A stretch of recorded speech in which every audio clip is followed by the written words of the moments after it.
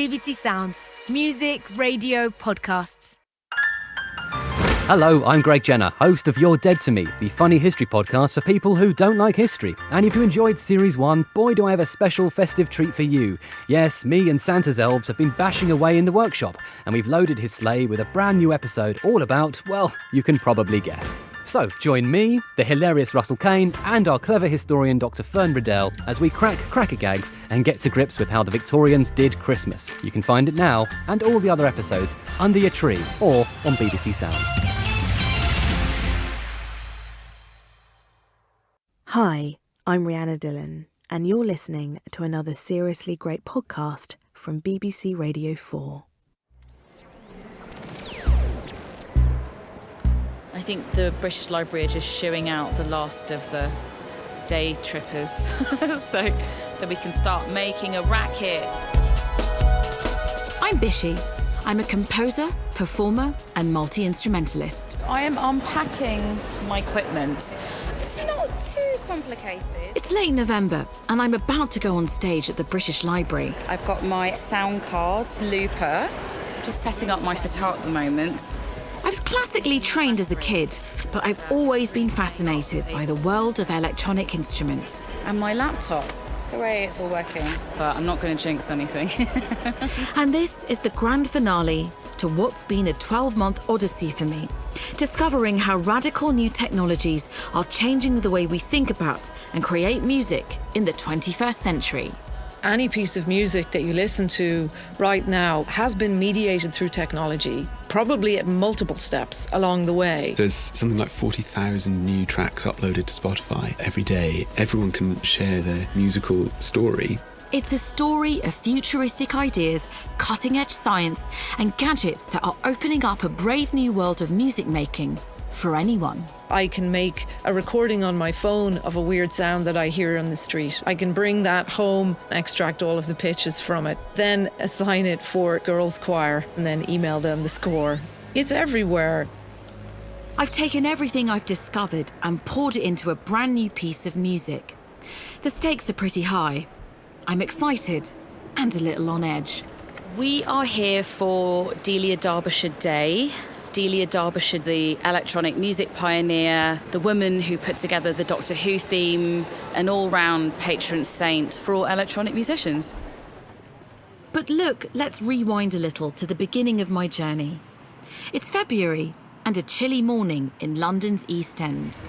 I'm walking through the mean streets of Dalston. There's creativity seeping from the pavement, and I'm on my way to learn about instruments that anybody can use.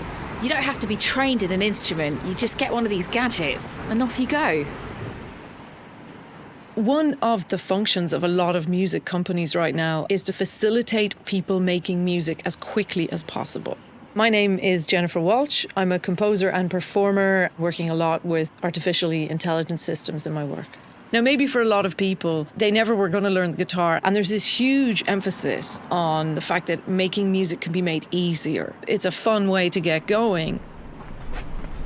Hi, you will? I'm Will, nice to meet you. Nice to meet you. Come on in. Down a back lane inside a former carpet factory in Hackney, I found ROLI, an ambitious music tech startup that made headlines in 2017 when it hired global superstar producer Pharrell Williams to be their chief creative officer. Quite a bit of gear from my studio, just because I was so excited. Yeah.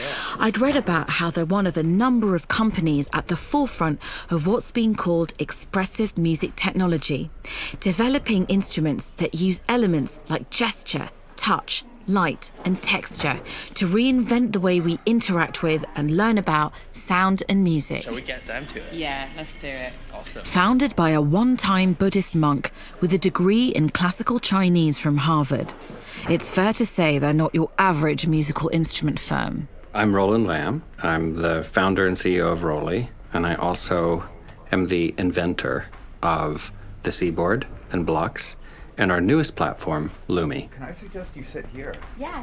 As a child, I grew up in a small house in rural New Hampshire. Both of my parents were hippies, and there was really no technology in the house. We had a rotary phone. We had a TV that was kept in the closet and brought out once a year for Christmas, and we had a piano. And so what instruments do you use? So the piano was kind of the highest form of technology in the house. And I just felt deeply inspired by the infinite musical possibilities that it represented. I started teaching myself and became a professional jazz musician by the time I was 16 or 17. I also tried playing other instruments. I tried playing bass, I tried playing saxophone, clarinet, but I found it was very difficult to master all the different languages that they represent, the different forms of muscle memory. And I think it was that experience both of inspiration and frustration that led me to want to invent products that would make it easier for everyone to learn how to play music. And I understand when you were 18, you went to live in a Buddhist monastery? I did. It was Soto school, Zen Buddhism. How do you feel that that has influenced what you're doing here? One of the main points of connection was the idea that music is neither continuous nor discrete, it's both. The discrete elements of music are usually thought of in terms of rhythm, and the continuous elements are thought of in terms of melody. And most instruments fall on one side or another. They're either percussive instruments or melodic instruments. And the Seaboard is interesting because it's a little bit of both. If you need to walk away knowing just one thing about it, it would be the touch technology, what we call 5D touch, 5 dimensions. Sitting in front of me is a jet black piano keyboard made out of a soft rubbery material that reminds me a little bit of a wetsuit, with keys that squidge satisfyingly under your fingers as you push down. I can use pressure as well as sliding up and down along the key. By pressing and wobbling these keys in different ways, you can subtly manipulate the sound you're making. So we're going vertically up the key. It's made of silicone. It's made of silicone, right. It's technology that takes the familiar architecture of the piano and explodes it, using texture, sense, and movement to give the performer a whole new world of musical possibilities. So, double bass. That idea about the discrete and the continuous being one spectrum is fundamental to a lot of the philosophy of Buddhism. I loved the fact that you could have these blended sort of transitions between notes and vibratos. When I first realized I could play at the Seaboard like a trumpet or a sitar, it was really, really exciting. In fact, it feels like the whole idea of what a musical instrument can be is changing. The same wearable technologies that power gadgets like Google Glass and Fitbit are also turning our human bodies into living, breathing, musical machines. Putting creativity and performance, quite literally, in the palm of our hands. Hey, I'm Lula XYZ. I'm a musician, artist. And I'm a glover. I play with MI.MU gloves. I use my hands to manipulate sound. You brought along and sitting in front of us a fascinating piece of digital music technology that's central to the work you create. Mm-hmm. These incredible looking gloves, how do I describe them? They kind of look like they're from the movie Alien, which is a big plus. They've got the sensors, which always make me think of some sort of skeletal frame that you can see outwards, with the brain, which sits on my elbows. Can you tell us a little bit more about how they work? Essentially, they're a remote control. You use different gestures in space to control and manipulate things. And just like magic, Lula raises her gloved hands, and strange, beautiful sounds begin to appear. So the first thing most people probably do is play notes by moving a finger or moving your hand up and down. I can trigger stuff from just my hands. And then they also have something called an XYZ axis, and it can affect sound. So I can send it out to reverbs and echo it out, or like loop myself, and so I can record with myself. I mean, it does make singing so much more.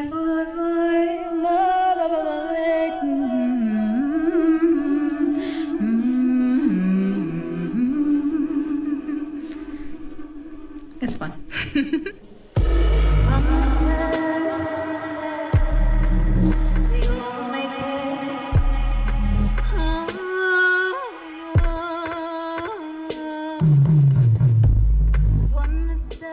of the things that really fascinates me about the gloves is that it's not just music, but you are also a dancer. You're kind of freely dancing with music. My background is physical theatre. So glove or no glove, the movement language, the postures I would choose tell a story. How much more connection do you feel to the audience using these gloves? There's a level of engagement that happens that they're quite excited about because there is no divide now. I can be in the middle of the audience to start my set and it informs the art itself. Like any hiccups that you might have, you're always able to think on your feet. It keeps you on your toes. I used to describe my gloves like a boyfriend. Like we have a love-hate relationship. Sometimes we're speaking different languages, but we're stuck in the same room. We can't give up on each other. So, we can even use our own bodies to manipulate sound. But what if we went even further? What if we could take the thoughts, feelings and discussions of the entire UK population, as expressed on social media, and turn them into music? We started thinking, well, what does that public swell of consonance, dissonance, agreement, disagreement, how would you turn it into something musical? Hello, I'm Peter Gregson. I'm a cellist and a composer and have previously worked with Google, Microsoft, various other tech companies on creating musical and technological experiences. In 2012, Peter teamed up with sound artist Daniel Jones and The Space to create The Listening Machine, a live, real-time soundtrack to the opinions and conversations of the British public as played out on Twitter. One voice is a solo, two is a duet, and then 1,000 is just a cacophony. But if you have a musicality to it, could you hear things trending, almost like murmurations with birds? Could you hear them moving gradually in agreement or disagreement? Their software used complex algorithms to analyse the posts of a subset of the UK's 14 million Twitter users, translating their meaning, emotions and rhythms into musical patterns. These were then played back using samples recorded by the Britten Symphonia Chamber Ensemble. I found the results absolutely mesmerising. A slowly evolving, ever-changing tapestry of sound.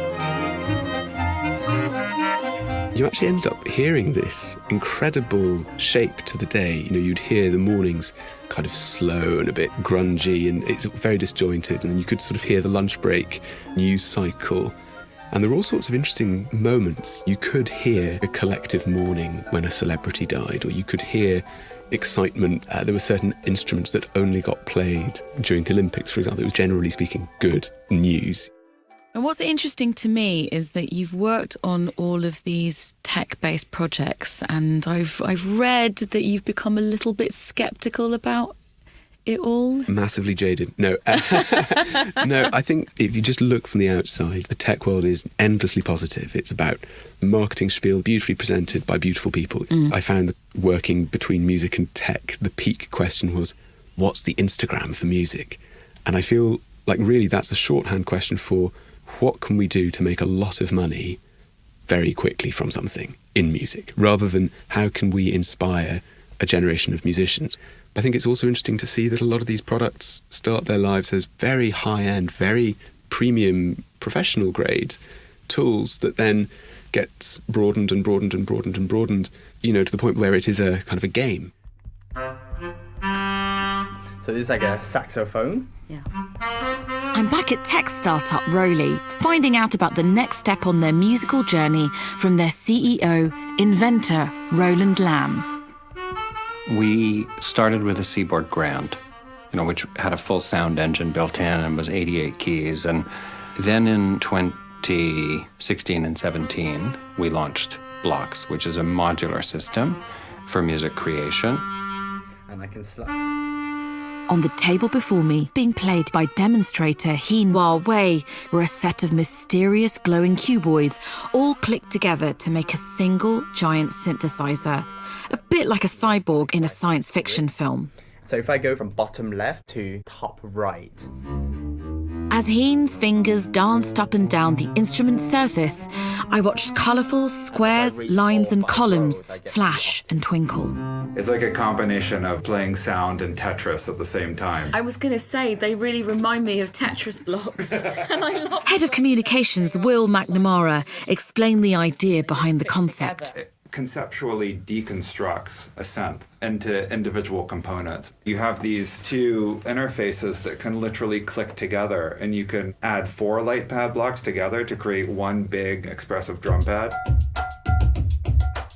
Or you can mix and match them all together to create an instrument that's just for you and your music.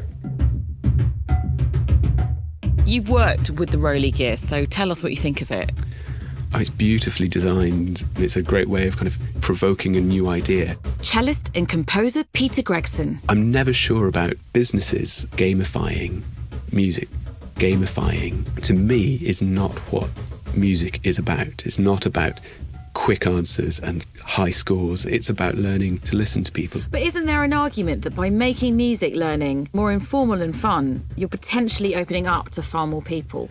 I think it's democratising music education insofar as we assume that everyone has access to an iPad, an expensive laptop, new products that exist. And the actual music education side of it can be taught through no tools at all. It can be taught through singing. But it's very tantalising and it's very sexy to say, but hey, we've made this thing.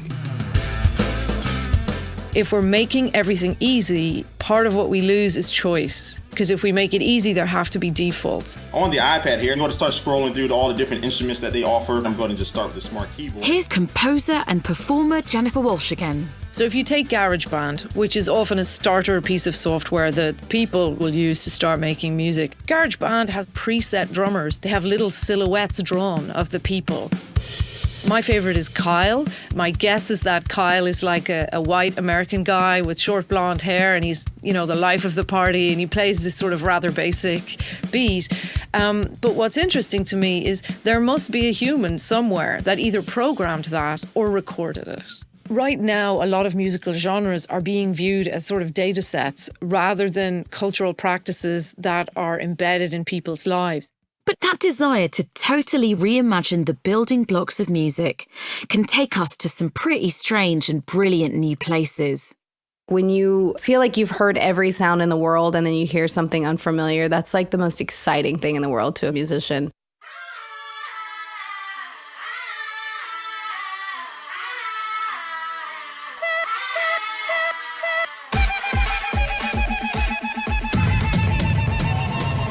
Here's Holly Herndon, composer, performer, and creator of her very own musical doppelganger. Spawn is what I call my AI baby, so my artificial intelligence baby, that I created with Matt Dryhurst and Jules Laplace and a vocal ensemble based in Berlin. All AI is it's us. It's just a collection of human intelligence reorganized and fed back to us. That's what we set out to experiment with Spawn.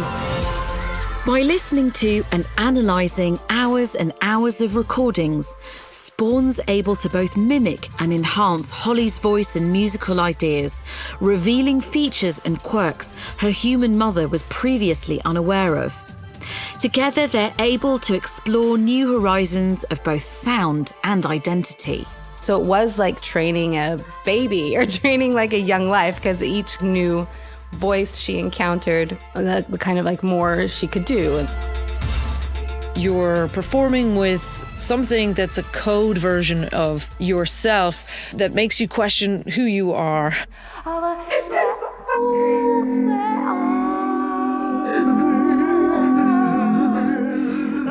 Composer and vocalist Jennifer Walsh has also been experimenting with the idea of a musical avatar. In Ultrachunk, a collaboration with AI artist MI.MU, she improvised in real time on stage with a non-human version of herself. That idea of being in duet with something that's me and not me, but also has its own intelligence, that's very much to do with the texture of how we live right now. The same way that you might be on your bank's website chatting with what you think is a person and then you realise it's a bot. Here in London, we've got DeepMind, one of the most important AI companies in the world. And when they had AlphaGo, their system, play the world champion Go player, there was this move. The system did something that no human would have done, and the Go player afterwards said, it was beautiful. I'm in it for those moments. In terms of the wider political picture, it's also pretty terrifying because the move that's beautiful, which takes out the human Go player, could be a mortgage provider, AI deciding that a family can't get a mortgage. It could be an immigrations AI deciding that somebody can't get a visa. It could be a parole AI deciding that somebody goes back to jail. When Spawn would create a new track, she would post. So we would always kind of like get a notification, be like, there's a new track.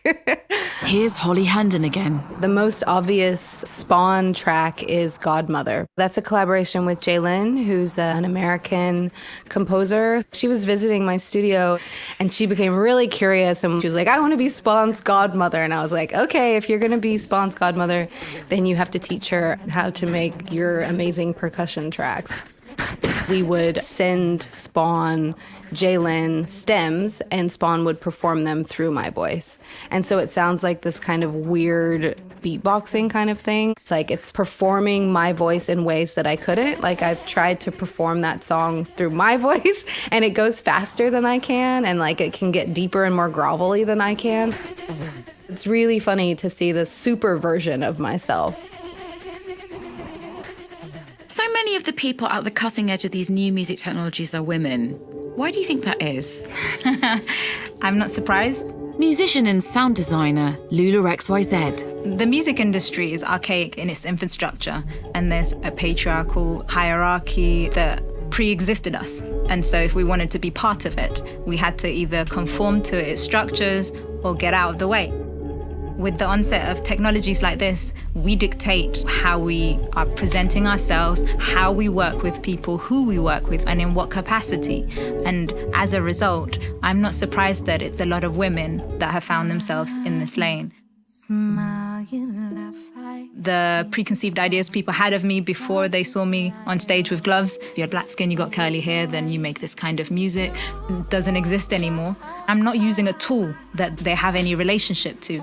It's so foreign that I become a pioneer in this new space. And so if they like what I do, they have to take me seriously. They have to ask how we can negotiate this space, as opposed to superimposing their ideas upon me. I'm back in Dalston in East London on a very rainy autumn morning. Okay, so look, it was early, but I promise I was pretty excited.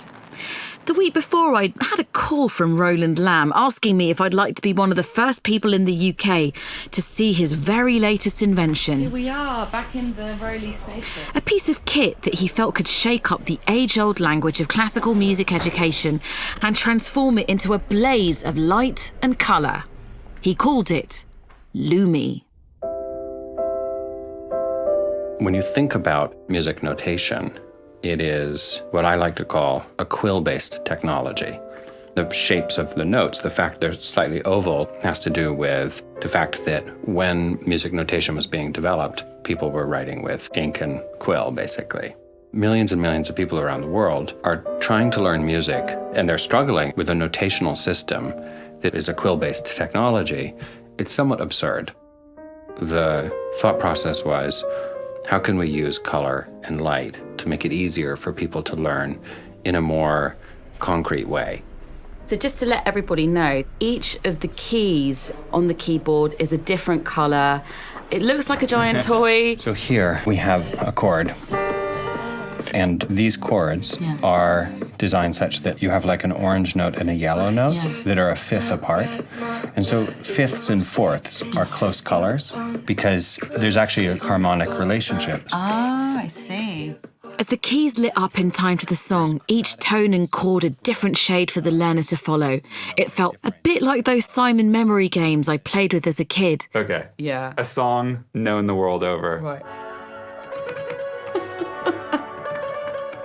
couldn't help thinking about Peter Gregson's comments about video games before. This felt like teaching music theory almost by stealth in a really visual, intuitive way. That's surely got to be a good thing. But could gadgets like this one day really replace the communal and free experience of learning to sing in a school choir? Maybe it's not a question of having to choose one or the other. No one is judging you. If you want to play it in a way that's like Guitar Hero, following the colors, that's completely legitimate. And if you want to use it to actually learn how to read music with traditional notation, you can also do that. No one has to be looking over your shoulder. We think this is music learning as it should be. On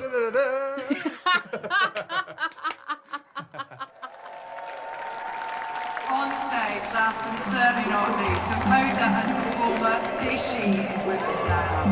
Having written a new EP, Telescope... So then, time for me to put some of the technologies I've learned about into action. My commission from Delia Derbyshire Day was to write a 20-minute piece of music to celebrate 50 years of the seminal album An Electric Storm, which was the first ever electronic album to be made in the UK. Bishi has chosen to utilise a wide range of technology as a celebration of how far we've come. I wanted to explore the full breadth of electronic equipment and technology. And let's now enjoy Bishi's Electric Storm.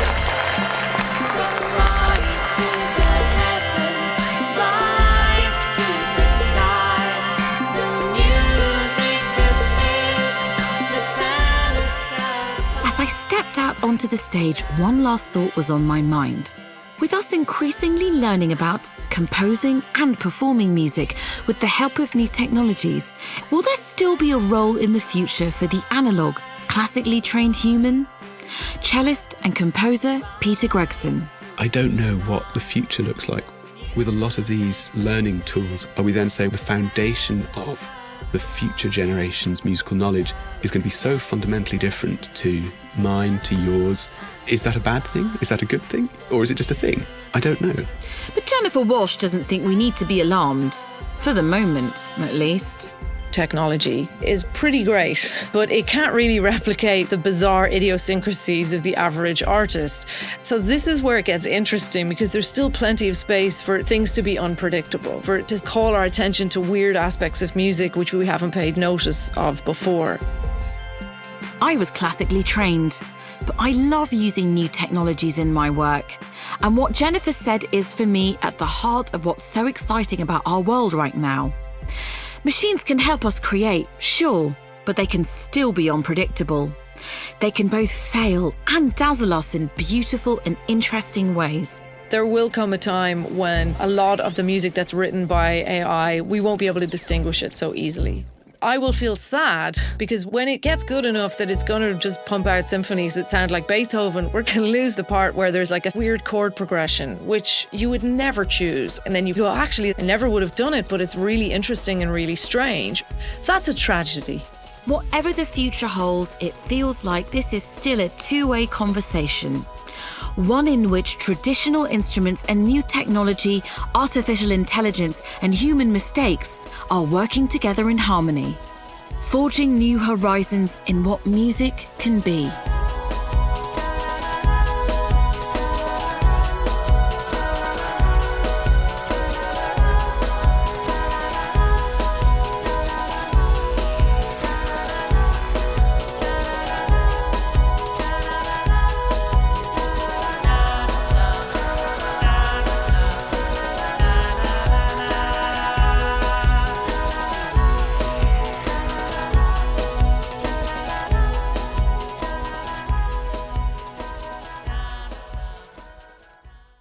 That was another seriously interesting story brought to you by BBC Radio 4.